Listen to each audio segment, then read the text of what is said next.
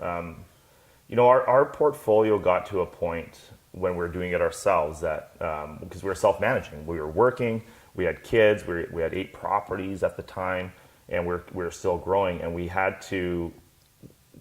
were told to just go use a property management company. So everyone's like, well, go use a management company, but we didn't realize the challenges that came along with management companies. And so we gave it to one guy at the start. And this one guy, literally destroyed our 8 properties, put in smokers, put in big dogs, didn't do credit checks or references. So we quickly let that go after a number of months. And then we gave to another management company, and then, we went through 2 other management companies from that point. So management companies are interesting. At some point in time, if you want to continue to grow your portfolio, you have to relieve some of the stress or some of the burden. And go back to a conversation I had the other day with this young couple. They have 2 properties, $1,000 cash flow per door. They have strong cash flow, and they're doing it themselves, but they want to keep on growing their real estate portfolio. And they have a young kid, and he works out of town. So there's time restraints that are starting to show up. Mm-hmm. So my advice to them was to give it to a property management company, but find a property management company where the owner owns 50 or 60 properties minimum, where you have the owner's phone number or a key manager's phone number, because one of the key things with property management companies is communication is really challenging. Mm-hmm. You want to find a company where they keep you in control of your portfolio, because people need to understand that if I give my keys to a management company, typically they just rent out the house, and next thing you know, you have a tenant in the house. And I look at it like this. This is my analogy. I'm a business owner, and we have great staff.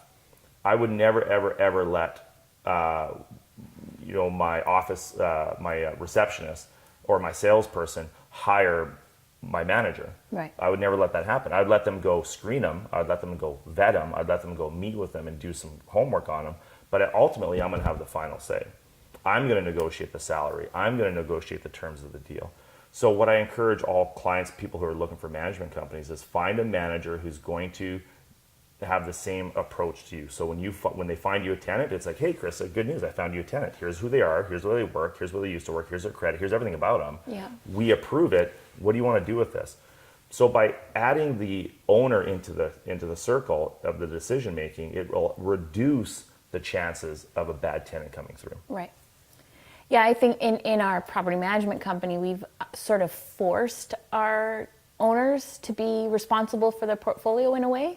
Because I think the mistake that we made, we were doing the right thing, which was being professional in our investment with finding a property manager. But then we weren't professional in how we watched it.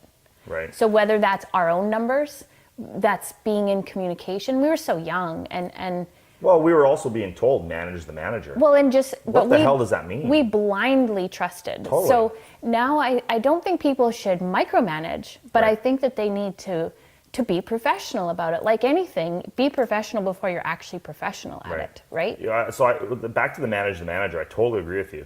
It would be manage the relationships with the manager. Yes. This is what when I look at our systems, there's no way a client's ever going to understand our systems. No. There's no way. Well, they shouldn't have to. They shouldn't have to. What they have to do is understand the relationship, the people in the business. So now when there's a problem, it's like, hey, Heather, or hey, Brent, or hey, Jared, or hey, Krista, blah, blah, blah. Manage the energy, manage the relationship to get the results that you want. Yeah. Let the management company go do everything, but the owners need to remain in control. Yeah. They need to get the rent paid to them first, because that is crucial. Yeah. They need to approve the tenants, because if they're entrusting someone to blindly do it, people need to understand that if a person goes into a property and they don't know who it is, and that tenant trashes the house, the management company doesn't pay the $10,000 bill. Right. It goes back to the owner. So if it were me, that's how we built our company, Tilt, is we based it off of the stuff that we wanted. We wanted to know who was in the house. I didn't want to go show the house, but I wanted to know who was in it. Yeah. To this day, I still approve every single tenant that goes into our properties. Yeah. I approve the credit checks. I approve the references, but I don't make one of those phone calls. Right. Yeah, we absolutely, this is what we wished we'd had in Grand Prairie at that time. So we created that. Something that that's coming up is I was talking to one of our clients the other day, and he was saying how he was wondering about some things. He's a newer client and had some questions. And it's so silly because I just said, well, ask the question.